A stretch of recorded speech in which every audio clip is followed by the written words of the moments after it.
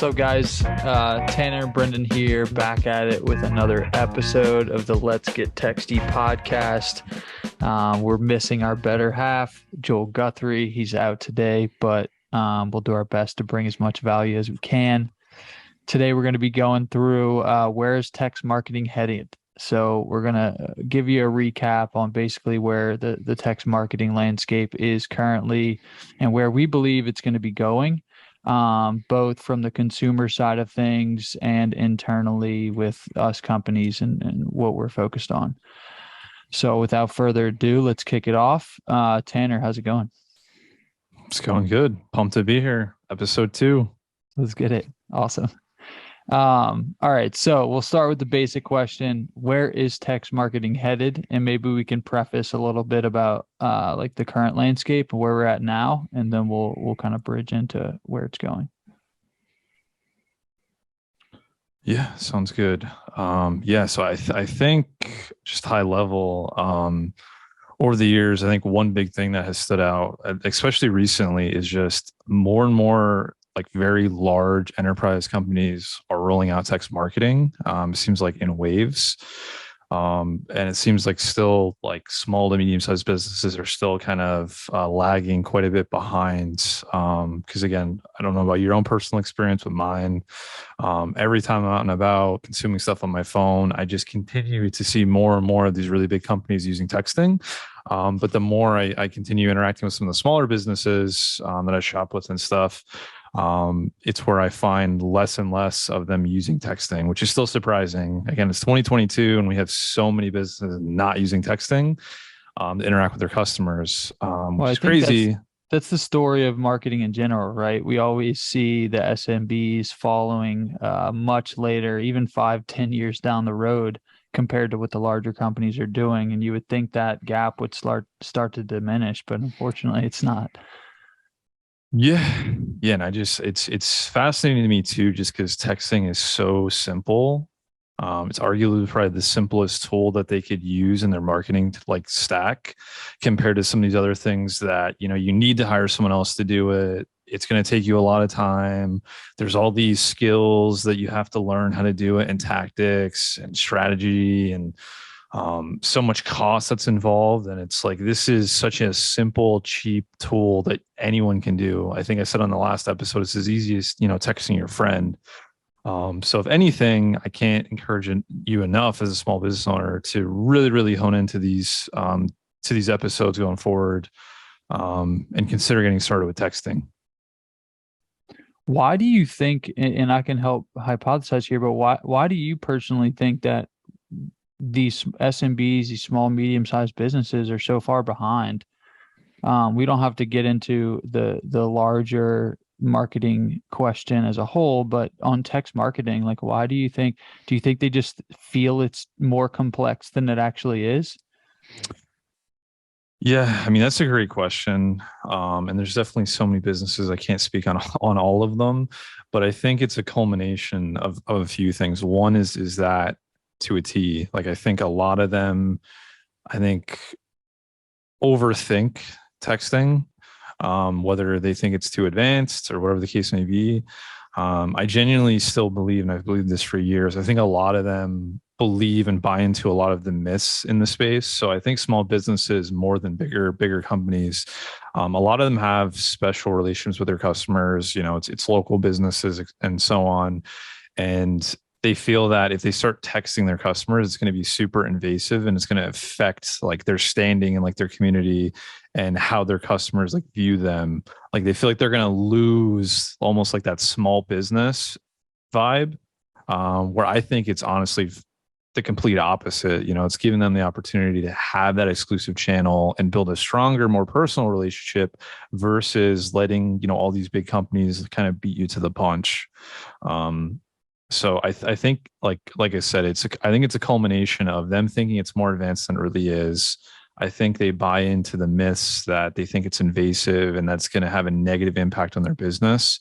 I think some too, and again, I'm not sure where this comes from, but yes, technically texting is more expensive than stuff like email and so on, but it's significantly cheaper than most of the other advertising that they're going to do. And they're going to get much higher ROI. So, And most places are offering free trials, things like that. So it's a little bewildering to me that they're not willing to try it at least. So I don't want to necessarily say cost is a big thing, but I think they think that texting is this very expensive thing that they have to do compared to some cheaper alternatives. Well, And that, we talked about yesterday how we're not going to throw any companies under the bus, but that company marketed, hey, save $50,000 with us. mhm, And that's like daunting to a small business. Like most small businesses aren't spending anywhere close to that using text marketing. So mhm. when these larger text marketing companies are out there pushing advertisements with these types of numbers, it'll double down on that. I think another thing that comes to mind and why these companies might be scared to hop in is exhaustion and complexity. Like they're exhausted constantly having to follow the trends of what the internet's telling them to do next. Like we've talked about this in the past. One time at one point it was everyone has to have a perfect website, then it was a mobile app, and like now you have to be a freaking like TikTok connoisseur. And it's exhausting for these business owners to be constantly changing with the market, whereas we see this as like a kind of standalone thing. It's a great way to engage your customers. Like it's not another tool on the shelf, let's say, to add to all the other ones you have. This is something that you can use for the extent and the length of the company for sure. And it just continues to grow. Cool. So let's see. Do we think that text marketing is going to turn into the next email? I think picking up, where we left off last, clearly texting is super effective. It can be when done correctly. You have companies like McDonald's, Burger King, Procter and Gamble, General Motors, and CBS. They're all leveraging texting at the forefront of their marketing comms. And you even I have a quote here by a Frost and Sullivan analyst. Texting is probably the most important medium for advertising in the 21st century is going to be the cell phone, not print media, not billboards. It's just a matter of time when talking about text marketing, which is super interesting. So, we can presume that businesses will continue to tap into this, just like they did in the early days of email. But with that being said, do you think texting is going to follow suit where email is gone, in the near future? That is a really big, daunting question to answer. First, I guess I want to start with just like every channel, I think, from marketing communication at some point in time will get saturation. It's just a matter of how saturated it gets, right? So I think when you just think about saturation, I think the first part that you want to look at is like email, for example. Email has been around and used by pretty much every single business for years and years and years. Spam unfortunately still runs rampantly there.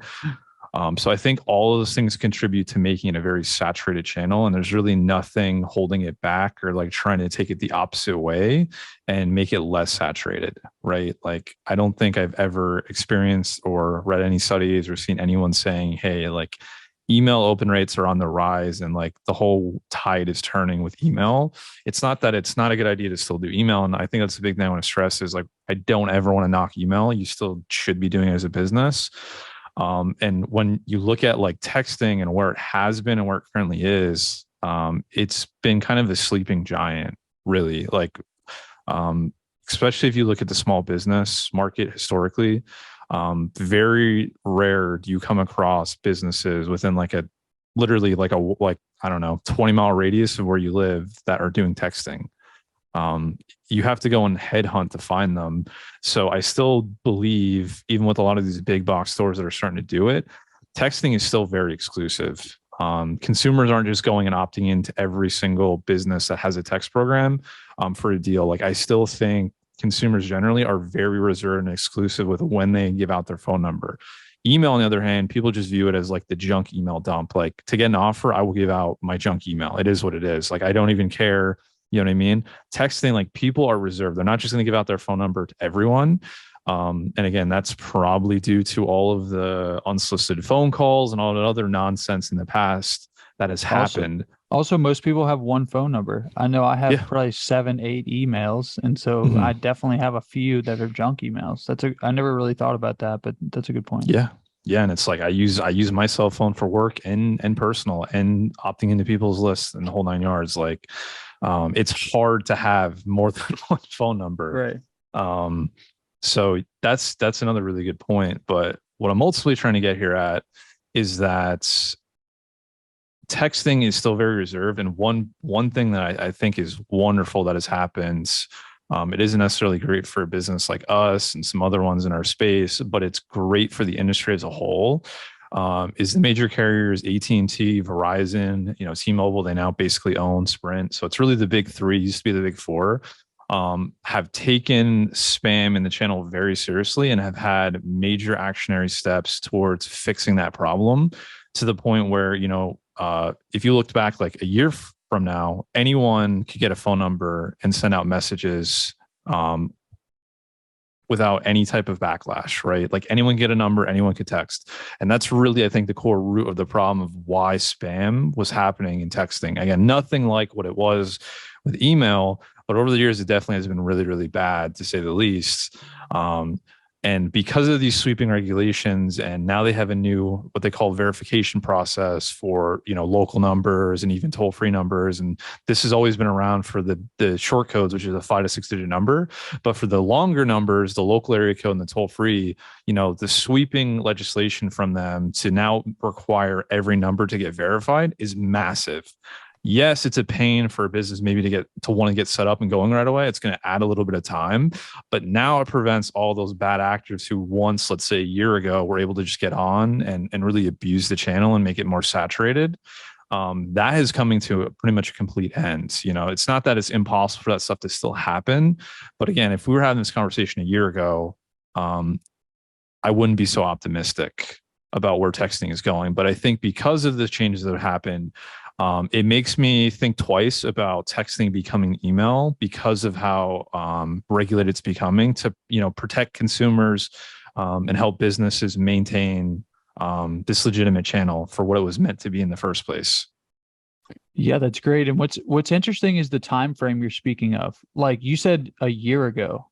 So I think when we're talking about, like, I have a quote here: mobile marketing has the power of email, but we've learned from the mistakes of email and that the mobile channel is regulated from the beginning in terms of spam. Mm-hmm.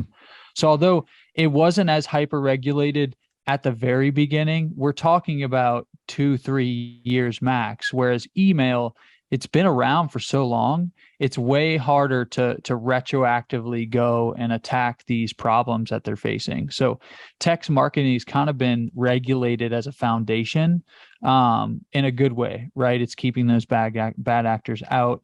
And so I think that is a benefit. And it's interesting that we're talking about such short time frames, whereas email, we're talking about 10, 20 years every time we talk about a new gap up. Mm-hmm. Yeah. So like I said, I think naturally how consumers are with that reservation and giving businesses an exclusivity that, they're only going to be opted into a handful of brands max. You know what I mean? That's how most consumers are. A lot of people aren't even opted into businesses at all that you'll talk to. Well, I work for a text marketing company and I'm not opted into one. Yeah, So it's a good point. Yeah, there you go. Perfect example. So again, that exclusive relationship that you get a chance to have, with your little customers is powerful. Email and everything else, like you're competing for their attention with everyone else in that space that has that same readily available access to the customers to tap into, without going down the rabbit hole, everything else. So I genuinely think texting is going to continue to become a very reserved and powerful channel for businesses and not be a repeat of email, especially on the spam front. I do think as the years go on, more businesses will use it. Consumers are going to get a lot more used to being opted into multiple. So that level of saturation is going to be there to an extent, but it's not going to be anywhere near what I think it has become with email. I still think it'll be like a very, very exclusive channel. But yeah.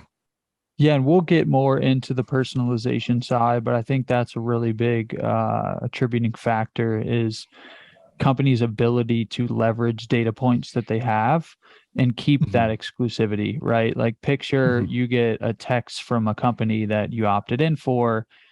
And I know Joel talked about this the other day. One of his favorite brands, both of our favorite brands, sent him a text trying to push him to buy a product that he's already subscribed to.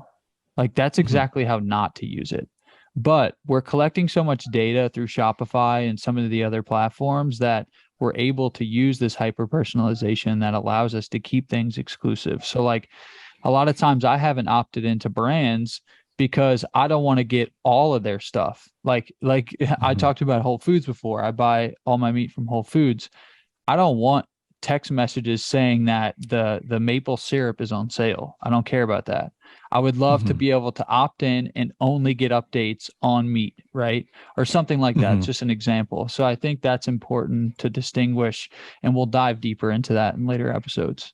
So I don't want to flood you guys with too much information, but we'll close out with this last question that I think is very important. And we can riff off each other here. How do we think businesses should use text marketing in tandem or against email? Should you drop your whole email campaign and just pick it up and put it straight into text messaging? Is it different language that we're using? Should we use it in tandem? Does it depend on the industry, which I'm sure it does, but let's talk through that a little bit. Yeah. I guess ultimately it depends on your scenario. Generally speaking, I would never recommend to stop doing like a piece of marketing unless it wasn't working for you at all. So like generally speaking, if you're having a really hard time, putting in the time to get email to work and you're just not happy with it, then yeah, maybe it's right for you to think about, okay, like let me stop doing this. Let me try something else. Generally speaking, most bigger businesses are going to be doing both, right? So it's not choose one option or the other. Like they're both good to do. But what's really important to keep in mind is that you should do messaging and use cases very differently from email compared to texting. Like texting is, and you hit it on the head earlier talking about your own preference, but like that's how most consumers are here in the US. Like they don't want to be bombarded with text every day or like every single week.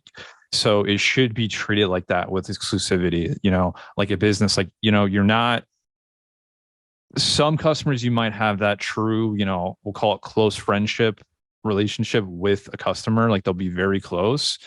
But you'll never be at a level, generally speaking, with all of your customers where like you have the ability to text them like every day or text them every single week, right?